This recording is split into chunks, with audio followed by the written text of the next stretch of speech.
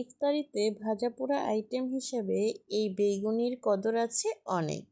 Hello everyone, আসসালামু আলাইকুম। কেমন আছো তোমরা সবাই? চলো তোমাদের সাথে শেয়ার করি আমি কিভাবে এই মুচমুচে বেগুনি বানাই, তার একটা ছোট্ট ভিডিও। প্রথমে এখানে বেগুনগুলোকে তোমাদের পছন্দ মতো স্লাইস করে নিবে আর বেসনের একটা খুব সুন্দর ডো তৈরি করে নিবে। যাতে দিয়েছি এখানে আমি বুটের বেসনটা ইউজ করেছি, তার সাথে দিয়েছি হালকা একটু চালের গুঁড়া, একটু কর্নফ্লাওয়ার আর হালকা একটু হলুদ গুঁড়ো।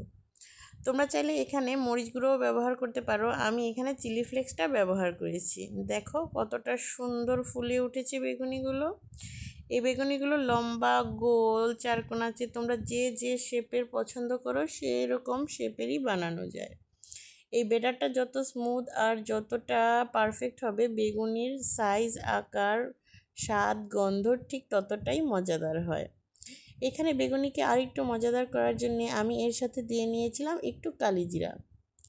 কালিজিরার ফ্লেভারটা বেগুনিতে আমার খুবই ভালো লাগে, তাই এখানে কালিজিরাটা ব্যবহার করেছি। আর দেখেই বুঝতে পারছো বেগুনিগুলো কতটা মুচমুচে আর ফুলকো ফুলকো হয়েছে।